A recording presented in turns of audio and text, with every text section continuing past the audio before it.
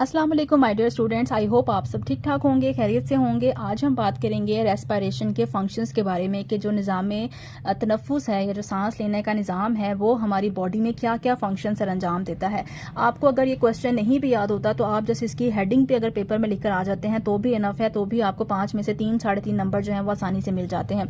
सो अब हम बात करते हैं कौन कौन से मेन फंक्शन है। 7 से 8 फंक्शन हम इसके करेंगे। पहला फंक्शन है एक्सचेंज ऑफ गैसेज। आपको पता है कि हम रेस्पिरेशन क्यों करते हैं। रेस्पिरेशन हम इसलिए करते हैं कि हम ऑक्सीजन को अंदर लेके जा सकें और जो कार्बन डाइऑक्साइड एक टॉक्सिक गैस है उसको हम अपने अंदर अपने इंटरनल एनवायरनमेंट में से बाहर खारिज कर सकें। तो बेसिकली हमारे एक्सटर्नल एनवायरनमेंट और इंटरनल एनवायरनमेंट के दरमियान जो गैसेस का एक्सचेंज होता है वो रेस्पिरेशन कहलाता है। तो मेन फंक्शन क्या है, गैसेस यानी दो गैसेस ऑक्सीजन और कार्बन डाइऑक्साइड को बॉडी और एनवायरनमेंट के दरमियान एक्सचेंज करना।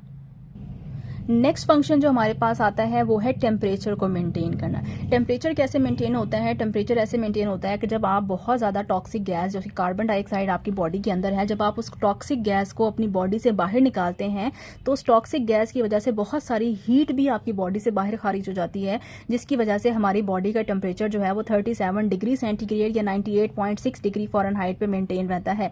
अगर हम इस कार्बन डाइऑक्साइड को बाहर नहीं निकालेंगे तो ये टॉक्सिक गैस और हीट हमारी बॉडी के अंदर जमा होती जाएगी और एज अ रिजल्ट हमारी बॉडी का टेम्परेचर खराब हो जाएगा, हमें बुखार हो सकता है या हमें इस तरह के और बहुत सारे इन्फेक्शंस का सामना हो सकता है। सो रेस्पिरेशन हमें बीमारियों से बचाने के लिए भी बहुत जरूरी है।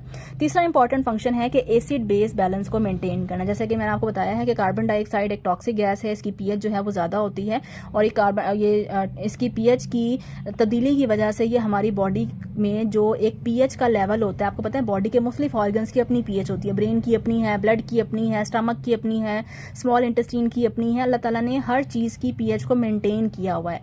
तो जब हम ऑक्सीजन अंदर लेकर आते हैं और कार्बन डाइऑक्साइड को मुसलसल बाहर खारिज करते हैं तो इस साइकिल की वजह से हमारे जो बॉडी के ऑर्गन्स हैं वो अपनी पीएच को मेंटेन रखते हैं। अगर मैं सिर्फ ऑक्सीजन को अंदर लेती जाऊं और ऑक्सीजन मेरे अंदर जमा होती जाए तो भी बॉडी की पीएच खराब हो जाएगी, क्योंकि ऑक्सीजन की अपनी पीएच होती है। या मैं कार्बन डाइऑक्साइड को अपने अंदर जमा ही रखूं, कार्बन डाइऑक्साइड को बाहर खारिज ना करूं, तो वो कार्बन डाइऑक्साइड टॉक्सिक गैस है, वो बाकी ऑर्गन्स की पीएच को खराब कर सकती है, जिसकी वजह से हमारे ऑर्गन्स खराब हो सकते हैं और इंसान एक्सपायर हो सकता है।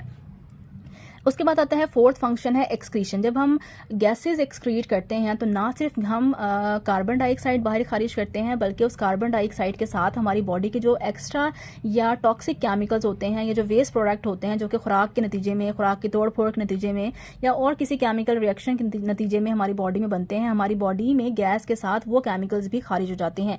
जैसे कि अमोनिया और कीटोनिक बॉडीज, ये ऐसे वेस्ट मटीरियल्स हैं जो कि गैस या कार्बन डाइऑक्साइड के साथ हमारी बॉडी से बाहर खारिज हो जाते हैं। इसके साथ साथ कार्डिक आउटपुट हमारा बढ़ता है। आपको पता है जी कार्डिक आउटपुट क्या होता है? कार्डिक आउटपुट होता है दिल के काम करने की सलाहियत। ठीक है, जितना ज्यादा हमारा कार्डिक आउटपुट होता है उसका मतलब है हमारा दिल उतना ज्यादा ब्लड हमारी बॉडी को दे रहा है और हमारी बॉडी को उतनी ज्यादा ऑक्सीजन मिल रही है। तो जितना ज्यादा कार्डिक आउटपुट होगा आपकी एक्टिविटी उतनी अच्छी होगी। ठीक है, अब दिल जब सिकुड़ता है तो दिल के दरवाजे खुलते हैं और वहां से ब्लड निकल के हमारी बॉडी को आता है। उसके बाद हमारी बॉडी उस ऑक्सीजन को इस्तेमाल करती है और उसके बाद वो ब्लड वापस हमारे दिल की तरफ जाता है जिसमें ऑक्सीजन की कमी होती है। ठीक है, अब वो जो कम ऑक्सीजन वाला ब्लड वापस हमारे दिल की तरफ जाता है, इसलिए जाता है कि दिल उसको वापस लंग्स तक पहुंचाए ताकि लंग्स उसके अंदर ऑक्सीजन को फिल कर दें। That is called venous return, यानी बॉडी से कम ऑक्सीजन वाला ब्लड वापस दिल की तरफ जाना इज कॉल्ड वीनस रिटर्न। जितना अच्छा कार्डिक आउटपुट होगा उतना ज्यादा ब्लड दिल से बॉडी की तरफ जाएगा और उतना ज्यादा ब्लड बॉडी से दिल की तरफ वापस आएगा और फिर ये सर्कल चलता रहेगा और हम एक हेल्दी लाइफ गुजारेंगे। बट अगर हमारे पास ऑक्सीजन नहीं होगी तो दिल कहेगा कि मेरे पास तो वैसे ही ऑक्सीजन कम है तो मैं क्यों बॉडी को ऑक्सीजन दूं, तो लिहाजा दिल अपनी कार्डिक आउटपुट कम कर देगा। जब दिल बॉडी को कम ब्लड देगा, कम ऑक्सीजन देगा, तो बदले में बॉडी भी दिल को कम ऑक्सीजन देगी, कम ब्लड देगी, तो लिहाजा हमारा सिस्टम क्या हो जाएगा, खराब हो जाएगा। तो जितनी ज्यादा रेस्पिरेशन होगी आप याद रखेंगे उतना ज्यादा कार्डिक आउटपुट होगा, यानी दिल उतना ज्यादा ब्लड बॉडी को देगा और उतना ज्यादा वीनस रिटर्न होगा। वीनस रिटर्न मीन बॉडी उतना ज्यादा ब्लड दिल की तरफ वापस भेजेगी।